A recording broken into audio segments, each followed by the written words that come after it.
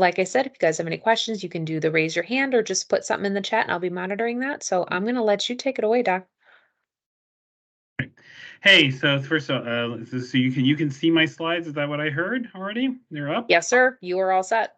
I'm all set. Okay. First off, so I'm on a separate camera as well. So I don't know if you can see me or not, but I want to keep this pretty informal. So actually, if you and so Ashley, I don't know what we do with the microphones. If you want to leave the microphones unmuted and somebody Yep. just wants to jump in and ask a question, Sure. I Yep. certainly I'll do I have no problems Okay. with that. So Perfect. by I'm all going to means, unmute you all one by one so you can all have access. Okay. Just give me just a second. So we'll be all sure. set. So yeah, just to keep it pretty informal, and yeah, it's a little unusual for me doing it this. I almost like having the hybrid because you can kind of make eye contact and make sure things are sort of make that connection. Glad to do it this way as well. Hopefully everybody's doing well. I know it's cold at times, and just so love, but really I really appreciate the opportunity to go connect with people this way. And Ashley, thank you for doing this for everybody. It's a great opportunity for us, and hopefully helpful to everyone who's joined us today. So without much, I'll just go ahead and take a moment. If anybody, actually, before I get started, if anybody just wants to, either in the chat box if they feel less comfortable speaking up, or if there are things that they want to they want to hear about, they want to talk about as we're going through, just throw it out there, and hopefully we'll address it. If not, we'll address it at the end. We'll have time at the end to address things as well. But otherwise, I'll go ahead and get started. Hey, let me see if I can make this work without it let's see, from beginning. All right, here we go. All right, there we go. Okay, so yes, so the title of the talk is Proactive Management of Treatment-Related Symptoms. So the idea is how do we get ahead of symptoms before they can cause a lot of problems. So again, and Ashley, thank you again. As mentioned, I'm one of 3 physicians who joined our new Oak Brook practice. So we're located, just off of 22nd Street in Oak Brook. For those of you who might be familiar with the area, the old corporate McDonald's building used to be in that area. So we literally just started up. In 2 weeks ago, opened up 2 weeks ago. And I'm joined by 2 other doctors in the practice, Dr. Annabelle Virapaneni and Dr. Jessica Garcia. And between the 3 of us, there's 40 years of experience in the community and with some subspecialty experience as well. So again, it's an honor and a pleasure to join everybody here today. So let's start out. What is our goal? So when we're talking about proactive management of treatment-related symptoms, when it comes to cancer treatment, we are beginning with our goal in mind, and that is to try and have the best possible quality of life while receiving the most effective treatment possible. In other words, we want to get treatment that's going to shrink and control and cure and potentially cure cancer, but we also want to do it while doing it in a way that we're able to live our lives in the best way we can while we're going through treatment. And so the question is, how do we get there? As we're experiencing symptoms, we could try and tough it out through symptoms that we experience. But this markedly increases the chances of some symptoms will progress to the point where they need to be dealt with more urgently and acutely. And so the idea is to work in a partnership where you have physicians, nurses, support systems, family members, friends, helping everybody recognize some symptoms that might be related to treatment early and begin to address them sooner rather than when they progress. So I thought, just as an example, let's meet 3 individuals who are going through treatment, three folks who are going through treatment, Sarah, John, and Yusuf. These are not patients who are in treatment. So I'm not, this is not somebody but these are patients whose scenarios I've talked about based on similar situations that we've encountered during the course of treatment. So Sarah is 45 years old. She was diagnosed with breast cancer after undergoing a routine screening mammogram. She meets with a surgeon, and she has surgery done. And the surgeon recommends meeting with a medical oncologist as well as a radiation specialist. And after discussion with her oncology team, the recommendation is that after her surgery is completed, that she receive chemotherapy, radiation, and anti-estrogen therapy. Hey, Dr. Ahmed, Yes, can I interrupt you for just a sure. second? We aren't seeing the slides advance. Could you advance those for us? Let me see. You know what? Sometimes okay. It's not okay. Let me try something No. here. Okay, sorry. Thanks for No, that's pointing. okay. That's All okay. right. I knew where you were on your thing. I just wanted to make sure we're all on the same page. Okay, cool. Okay, Thank let me you. sometimes oh, you can see the slides now? No, I can No. only see Okay. you. Now you can see me because I was wondering about that. Okay, so let's do this. Uh-huh. Okay, so yeah, so Sarah, so we talked about how we were talking about how she's supposed to get radiation, chemotherapy, and anti-estrogen therapy. She works in marketing and she has 3 children, ages 15, 12, and 9. Okay. Let me move this slide. It's kind of this here. Your window's kind of there. We go. Okay. So then Jonathan, he's 55 years old. He was diagnosed with a cancer involving the base of his tongue after noticing what he felt were swollen glands on the left side of his neck, as well as a sore throat that didn't get better even after a course of antibiotics. So he was evaluated by his team, and he's going to need radiation and chemotherapy, and possibly surgery afterwards. He works as a teacher and likes to coach softball on weekends. And okay, next slide.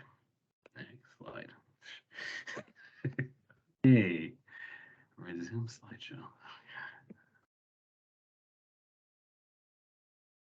Okay. Is this advancing or are I still stuck again? Sorry if it's doing that No, I'm again. still seeing Jonathan here. Okay, so are you seeing Yusuf now? Nope. Nope. Oh boy. Okay, here we are. There Okay, we are. there we are. So Yusuf he's 42 years old, and he had a kidney cancer removed about 6 months ago, but now has some masses in his lung. These were biopsied. The spots in his lung were biopsied, and are in fact metastases from his kidney cancer. He's going to be on an oral medication as well that can keep the cancer in check, and an IV immunotherapy medication. And he's anticipated that he will be on the oral medication for years to come. He's a pediatrician who enjoys running, cycling, swimming, and golf. And so this is going through these things. One of the things I want to focus on is what we call psychosocial management. What does that mean? It's the true starting point, understanding not just the cancer itself, but the emotional impact of the disease and its treatment. And developing a clear so the idea is to partner together to develop a clear understanding of the treatment plan and what it entails in terms of time commitments and potential side effects. And while we're doing that, we want to make sure that we're availing of all the resources that are around to help us cope. This can include counseling, it can include peer support, it can include different activities. For some, faith-based activities or spiritual activities are important. Wellness, such as resources through Living Well. And if there are ongoing or new problems with depression and anxiety, this is an opportunity if you have a counselor that you've worked with, or if someone has had, a psychiatrist that they've worked with, or they've worked with their primary care physician on concerns with depression and anxiety, this is the time to reconnect. And again, it's about starting off so that we're proactively managing things rather than having to react to situations. Family involvement, and this is a big thing. So oftentimes family members and friends, they feel at a loss. They want to help, but they can't figure out how. And one of the things I tell people often is that, when you ask a family member for help,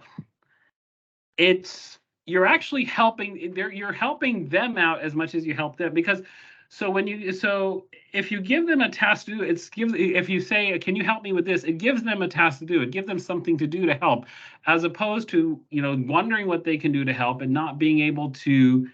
It helps them cope. It gives them a proactive coping strategy. They're stressed too because they can't talk about it, because talking about it would potentially be putting themselves in front of your needs. So when a task is given, it's not just a matter that you're helping, it might help you out, but it also helps them out and giving them something proactive to do, something to help manage the situation for you and for them. With respect to the workplace, become familiar with your rights and your legal protections. Talking to people who oversee your work about your condition and treatment, it's important to help safeguard your rights beforehand, right? In other words, you don't want to, or ideally, we don't want to be in a situation where we are, concealing or hiding a condition, and then it impacts our performance. And then instead of people understanding, well, these are some of the challenges that we're facing that are impacting performance. Instead, what we're encountering is people saying, "Oh, you're not doing as much as you usually do." And talking to people who oversee your work about your condition and treatment, that can help safeguard your rights and also help them and colleagues work through getting through treatment. In terms of things like FMLA paperwork, this can be for yourself or any family members who may need them to take time off to help assist with your care. Again, it's even if you don't necessarily we may hope that we don't need to take any time off, or we may want to limit time off, or family members may want to may not have to take time off. But if you've protected yourself in the beginning by having some of these things addressed, then when the time, if it's never used, if the time off or the accommodations are never used, that's great. But if they're needed and it's already been put in writing, then that safeguards you and any family members who want to help as well. So just a thought there in terms of managing concerns around the workplace. So after meeting with their doctors, Sarah, John, and Yusuf schedule education visits with an oncology nurse at the office and review potential side effects and symptom management strategies. They talk to an intake coordinator from Living Well. Sarah decides that she wants to attend yoga classes and talk to a peer advisor. John chooses to meet with a support group. Yusuf, he decides to attend a session on skincare for cancer patients because the treatment that he's going to receive is likely to cause him some symptoms with his skin. So Sarah talks about her diagnosis with her children, and they discuss how they're going to help mom and help each other. Remember, so she has teenage children. After Yusuf talks to his colleagues at work, they work to try and make things easier for him. Sometimes they say and do things that seem insensitive, but he realizes it's oftentimes because they don't know how to react. John decides to make an appointment to see his psychiatrist to update him on his current situation, as well as stressors imposed on his depression, which has been till recently well controlled on antidepressant medications. So they're about to start treatment. Again, let me just kind of going through here. Anything that came up along the way that questions that we want to address? I don't know if Ashley, if you've seen anything in the chat box so far. Not so far, but feel free to put it in there, guys. We'll address it. Awesome. Yeah. So the virtual platform, sometimes it's hard for me to see if there are questions that need to be addressed along the way. But again, feel free to just jump in anytime. So starting treatment. They're nervous, but they're relieved to be starting treatment. Sarah is going to receive two chemotherapy medications, doxorubicin and cyclophosphamide, every 2 weeks for 8 weeks, and then another chemotherapy medication, paclitaxel, weekly for 12 weeks, then radiation, and then she's going to be on tamoxifen, an anti-estrogen medication, for at least 5 years. John will be receiving radiation to the head and neck area for 7 weeks and getting chemotherapy with weekly doses of cisplatin. Yusuf, he's going to be taking a medication that targets the blood vessels supplied to a cancer called cabozantinib, along with another immunotherapy medication, nivolumab, which makes it more likely for the immune system to attack the cancer, to shrink the cancer down. So what are some of the symptoms that each of them might face as they continue with treatment? In Sarah's case, she might experience nausea. She might have neutropenia, which is where her chemotherapy makes the white blood cells count go down too low. causing sometimes associated with fevers where because you have a low white blood cell count, you might be prone to infection, fatigue, anemia, hair loss, mouth sores, mucositis, neuropathy, which is numbness. It can be something related to numbness and tingling in the hands and feet. Sometimes it can be painful, and sometimes it can even affect function, like somebody trying to button their shirt or manipulate items. Just paying attention to those things. Lymphedema, so swelling in the arm and the breast. When she's on the hormonal medication, she might experience hot flashes or other symptoms, night sweats, things along. And I just mentioned that she's going to be on the medication potentially for 5 years. And as you're going through treatment, one of the things that we as doctors we want to address is make sure that we're doing everything we can to make it manageable for people going through treatment, because being on a medication for years can take a toll. And like, how long am I going to be on this? How long is this going to? How long am I going to have to continue to manage these symptoms? And so, those are some of the challenges that she might face. In Jonathan's case, as he's going through the chemotherapy and radiation, he might have nausea and vomiting. He might get dehydrated because of pain in his throat that makes it harder for him to eat and drink. Again, the same mouth. He might have mouth sores. There can be burning of the skin from the radiation along the neck. Sometimes people have constipation. Sometimes they have problems with neck and jaw movements that make it harder for people to move their neck and their jaw. And going through exercise, working with a physical therapist or a speech therapist beforehand can potentially help us address those symptoms proactively by trying to come up with strategies to exercise the areas beforehand. Dry mouth from the effect of the radiation on the salivary glands.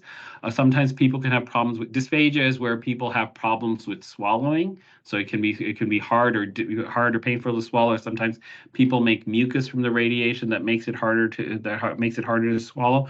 All of these things can result in problems with nutrition, getting enough nutrition to both maintain your weight, maintain your strength, and heal, which nutrition is going to be an important part of the healing process as well. For Yusuf, with these pills that he's taking that target the blood vessels, sometimes they can affect the skin. Sometimes it can cause the blood pressure to go high. Some people may have diarrhea. Some people may have weakness, fatigue, just feeling tired. Again, mouth sores, that's the stomatitis.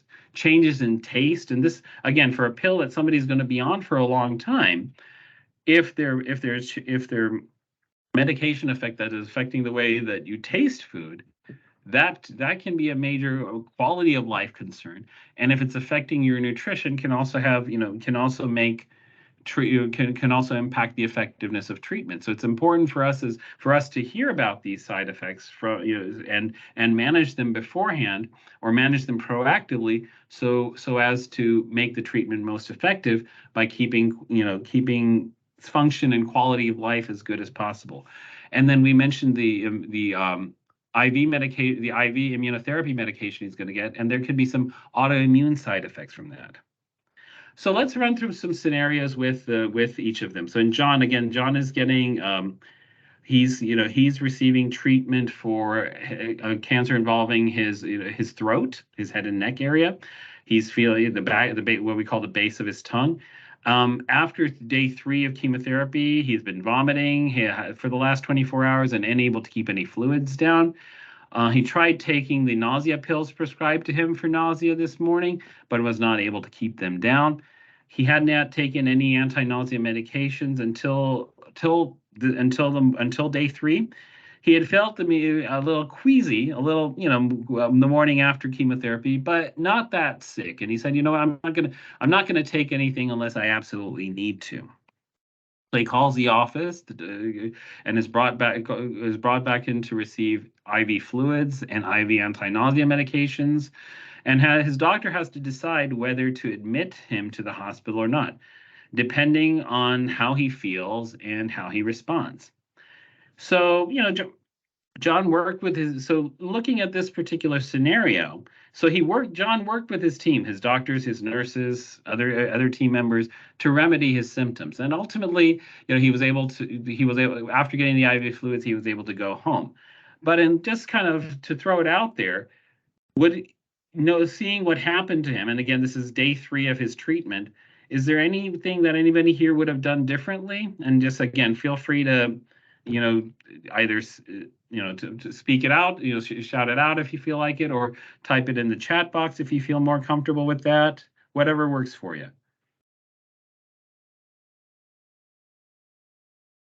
While we're waiting on that too, we do have a question in the chat about what is xerothermia. Let me go here. Xerostomia is dry mouth. Xerostomia is dry mouth. And so that's the idea. Because the salivary glands are affected by the radiation, instead of making normal amounts of saliva that keep the mouth moist, it becomes dry. No, again, but yeah, again, please. And I usually, if I was doing this in person, I'd probably throw the question out there and say, give me your thoughts, and then I'd throw these out there. But if I'm using some terms that need definition, please, again, just throw it out there. I'm always glad to stop and define them. Thanks, Ashley. Other thoughts from? Let's see here. Any thoughts about what? So coming back to John, his day 3 and what happened. Would anybody have done anything differently here? All right. So, in his case, again, so the idea, so I always tell people a little queasy is enough to take an anti-nausea medication. Ideally, if you stay on top, if you get to the point where you're not able to take the anti-nausea medications, then it's going to be harder to get the medicine down, and you might feel nauseated for longer. So the idea is, and it might be, you might get to the point of not being able to get any fluid down and getting dehydrated. So, the only thing I would think about, again, he reached out as soon as when he felt like he was running into problems, and worked with his team to manage things. But again, being proactive is, usually your doctors might prescribe a set of medications for you to take at home. And rather than trying to sort of hold out, I would, if you're having any nausea at all, any queasiness, just feeling queasy in your stomach, just go ahead and take it. And if there are any questions about it on day 1, go ahead and call the office and talk to the nurse during the day to kind of get some more, hey, I came in and I had all these bottles that were given to me, and I'm not quite, there's a lot going on, and I know people may have talked to me about it, but I just need some reinforcement. And then the nurses can talk to you about, like, this is what you take if you have, if you're feeling like this, just different ways of managing symptoms. These need reinforcement. It's not easy when there's so much going on. So we know that, we try and present it a couple of times, during the course of starting treatment, but we understand that questions, that not all symptoms can be remembered at the time. Not all instructions can be remembered, or ideas. And so reaching out to the nurse and saying, hey, I'm not sure how to manage this. Do you have any ideas? And then we can work with you through that. And ideally, in a situation before it becomes more where dehydration becomes an issue, or having to think about going to the hospital becomes an issue. So now this is Sarah, it's day 8. So this is, a week after she's finished her chemotherapy. It's around midnight, and she says she feels a little warm. She has a thermometer at home. She checks her temperature. It's about 100.5. I'm like, oh, she thinks, oh, it's not that high. I feel fine. I had a long day, and I might just, I'm just a little tired. So she takes some Tylenol, and she goes back to bed. She doesn't want to bother her husband, and she doesn't want to bother the doctor. And at 4 a.m., her husband wakes up and notices that she's shivering. She's very tired and feels like she's burning up. And he calls 911 and calls the oncologist. She ends up coming to she is brought to the hospital. It's noticed her blood pressure is really low, and she's given antibiotics, IV antibiotics, admitted briefly to the intensive care unit, but makes a quick recovery with the fluids and antibiotics. So again, what should have happened here? What could have happened here? Ideally, and again, I tell people, if you're having a fever while you're on chemotherapy, I don't care if it's 2 a.m. We're on call. These are the situations we're on call for. So ideally, call the oncologist office with their 100.5 fever. Whoever, either the doctor who usually treats her or one of the doctors on call would have looked at labs and seen that she had, her blood her white blood cell count was really low, or that she had not had labs drawn recently. She is neutropenic. Neutropenic is where your white blood cells that help fight infection, the bacterial infections, are really low. And this medicine that she gets a medicine called Neulasta or pegfilgrastim that's supposed to stimulate the bone marrow to make extra white blood cells and prevent this, but it doesn't always prevent this from happening. It can still happen. So when this happens, where she's at risk for an overwhelming infection, and when they get the story a week later after chemotherapy, because I know that the blood counts tend to go down a week after, I would direct her to go to the hospital to get IV antibiotics in the middle of the night. Now, if it's a low-grade fever and it's during the day, maybe I'll see her in the office, decide if I can manage it with oral antibiotics and fluids, and then decide. But certainly in the middle of the night, where we're worried again, where she's not in a situation where she can get antibiotics right away. This might be a situation where it's appropriate to go to where it is appropriate to go to the hospital. So talking about so this now coming back to use of situation with the pills, with the cabozantinib, that can cause some of these skin problems, on the hands and feet, where you have this burning and peeling in the hands and feet. And using, some topical creams, some thick topical creams, some very aggressive skincare beforehand can prevent it from getting to the point where there's, peeling and burning, and we have to stop the medication, because that's the only way the peeling and the burning and the rash is going to get better. So there are different things that we can use. They can use like different thick creams, like emollients, such as, think about Eucerin or something like that, or Aquaphor. Sometimes we use steroid-based creams. Sometimes when the thin skin gets really thick, there's some urea-based creams. So again, I'm not advertising any brands, but things like Utterly Smooth cream or similar creams can be used to kind of help with that. Cotton socks, gel insole liners, shoes designed for extra comfort and cushion, modifying the feet to limit trauma to them. And yes, there are times where, in spite of being proactive about it, we have to reduce the dose. But we hear about the side effects sooner. We may be able to get away with a dose reduction rather than having to stop the medication for a period of time. It seems like you can't watch a sporting event or some event nowadays without watching a commercial about one of these immune checkpoint inhibitors like Keytruda or Opdivo. And that's they're being used in a lot of different types of cancer. So I list some of them here. And the idea is that it's making, without, I'm not going to spend too much time on this slide, but the idea is it's a cancer cell, in order to be a cancer cell, has to trick the immune system is trying to look for cancerous cells and trying to get rid of them. And so one of the ways it does it is by having these fake ID cards called PD-L1, and so that's here. And so then when the cancer cell sees that, or when the immune cell sees that, it thinks, hey, it's normal. Don't bother me. I don't have to attack it. And what these drugs do is that they block PD-L1 or block these fake ID cards and make the immune system try to attack the cancer. But the way the side effects come about is that it can sometimes, in 80% of people, these medicines have very few side effects. In other words, people barely notice that they're taking them. But in 20% of people have autoimmune side effects that require using steroids or other medicines to counteract it. And it can affect any organ. So some people might have a colitis that looks like ulcerative colitis or Crohn's. Some people can have, rarely, and each individual organ is probably in the nature of 1 to 3%. So overall, I might have to use steroids in 1 in 5 people. Each organ, ranging from the thyroid to the lung to the gut, is probably 1 to 3% and different in severity, differing in severity.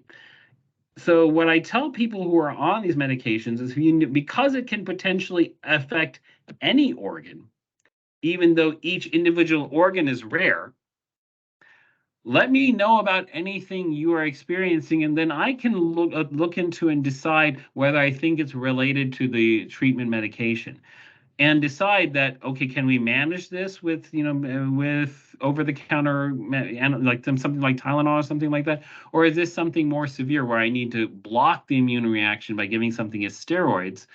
Because again, the idea is we want to try and get ahead of it early and manage the side effects early, because if we wait till later, if we wait till the symptoms become more severe, then you have to talk about more, stronger medications that, immune, so things like things that we use for treating rheumatoid arthritis or Crohn's. So some of these some immune suppressors. So medications that would suppress the immune system, take away the side effects, and also, again, we're negating the effect of the drugs at that point, the treatment at that point. So we'd like to avoid that by trying to get ahead of it earlier if we can. Okay. So the idea is, so when you're having symptoms, so there are symptoms you're noticing, bring them to the attention of your physician and your nurses. You can call one of the questions is, when should we call versus when should we address it, and address it in an appointment.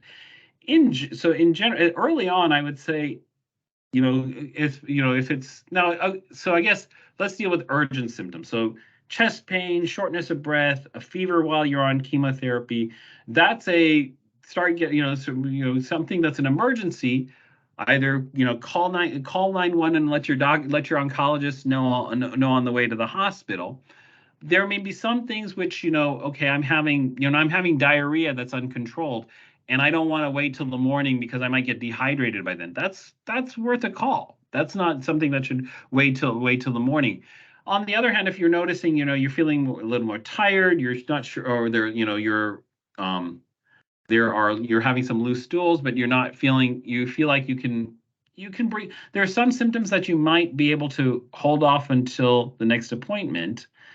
But in general, what I would say is, if it's bothering you enough right now as a symptom, it certainly should be addressed sooner rather than later. And during office hours, so what I would say is, make a list of any symptoms, keep a diary.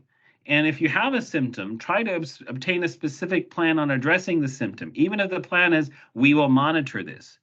Try to anticipate needs. So when Jonathan's going through radiation, he might have pain from it, and as we're going through, we may need to make sure that we have enough pain medications going into the week, going into the weekends.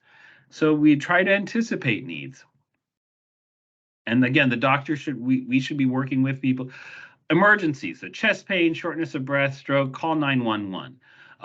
New non-emergent symptom, call the office number. During office hours, you might talk to the nurse, you might talk to the nurse practitioner.